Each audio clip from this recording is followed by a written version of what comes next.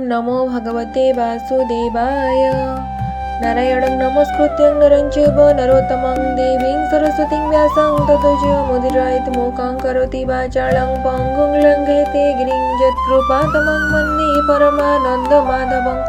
निगमकल्पतरुगलितं फलं सुखमुखाद्भुतदवसंयुक्तं पिबत भागवतं रसमालं मुहुरहो रसिका भुवः।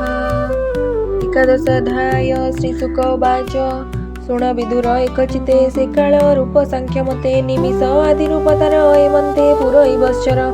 निमिष चक्षु परिभ्रम अणु बोलाई तार नाम तार अर्धेक परमाणु त्रिभाग हुए सतरेणु। ए सृष्टि निमिषे कपुण काष्ठा बोलाई परिमाण कला 30 क्षण होई 12 मुहूर्त बोलाई। एवेनी मुहूर्ते प्रहर ए अन्ते से 8 प्रकार तार 12 गुण अर्धे चतुर अंगुली विराजे।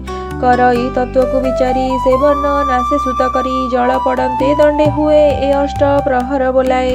8 प्रहरे अहोरात्रि काल से एमन्ते गणती 15 अहोरात्रि पक्ष। ए कृष्ण शुक्लटी प्रत्यक्ष एवेनी पक्षे 1 मासे 2 मासे ऋतु ए प्रकाशे। तृतीय चतुषड मासे अयन से अर्ध बरसे।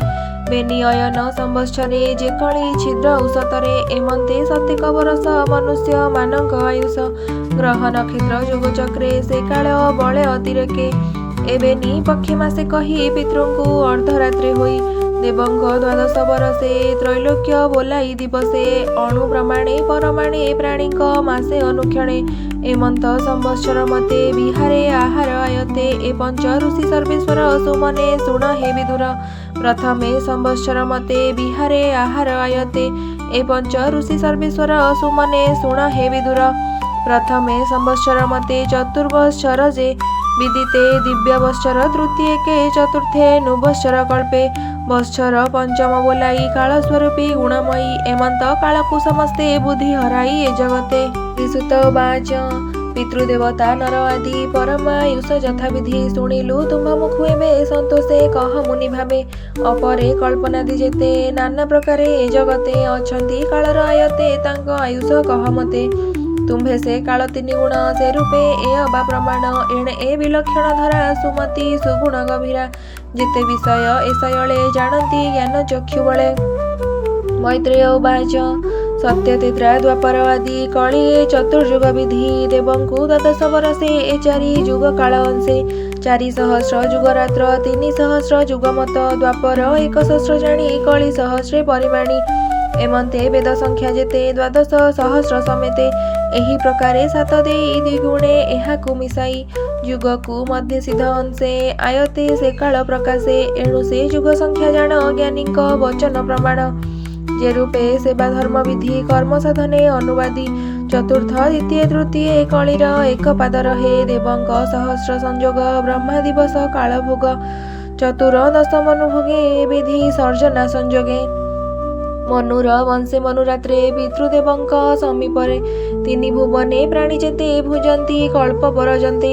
ए सृष्टि करी 3 नाम पितृदेवता ऋषि स्थान। एमन्ते कल्प परिजन्ते कर्म भुंजन्ति प्राणी जेते। मन्वादि शरीर संसारे काल क्रीडई ए प्रकारे। मायार बलेसे विहरे ब्रह्मा दिवस अंत करे। निशा आगमे पूर्ण देही मौन व्रते से बसई। त्रैलोक्य कंपे ताहा देखी सुज्ञान यौवन उपेक्षी। रवि शशांक शून्य गला प्रलय अग्नि प्रकाशिला। संकर्षण मुखु आसी अनल 3 लोकग्रासी। प्रचंड अग्नि तेज त्रासे ऋषिए थिले जे आकाशे। स्वर्लोक छाड़ी अतिरेके बेगे मिलिले नरलोके। तक्षणे सप्त सिंधु जले त्रैलोक्य आच्छादिले हेळे। पवन 49 बळे भ्रमणी नाद कले बळे। जले तरल नाद शुणी नागशयने चक्रपाणी। निश्चिंते निर्भूति अनयने शयने अनंतर स्थाने। संगते केही नाही एके स्तुति करती नरलोके। एमन्ते अहोरात्र गणी आगम निगम प्रमाणी। ए भावे 7 बरस ब्रह्मार परम आयुष। अर्धेक परार्ध बोलाई जे पूर्व पर भाग 2। पूर्व परार्धे ब्रह्मा नाम शबद ब्रह्म अनुपम।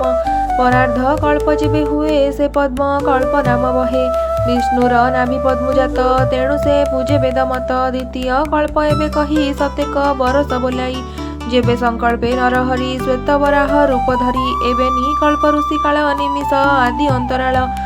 ଅନାଦି ଅବ୍ୟକ୍ତ ମହିମା ଅନନ୍ତ ଈଶ୍ୱରଙ୍କ ସୀମା ଷୋଡ଼ଶ ପ୍ରକାରେ ସଞ୍ଚରେ ନାନା ବିଷୟ ରୂପ ଧରେ ଏମନ୍ତେ କୋଶ ଆଦି ଅନ୍ତେ 50 କୋଟି ପରିଜନ୍ତେ ଦଶାଭରଣ ଯାର ଦେହେ ଦିଶନ୍ତି ପରମାଣୁ ପ୍ରାୟ ବ୍ରହ୍ମ ଅକ୍ଷର ତାର ଗୁଣ ସର୍ବକାରଣ ସେ ଧାରଣ ତାର ଚରଣେ ଦେଇଚିତ କହିଲା ଦାସ ଜଗନ୍ନାଥ।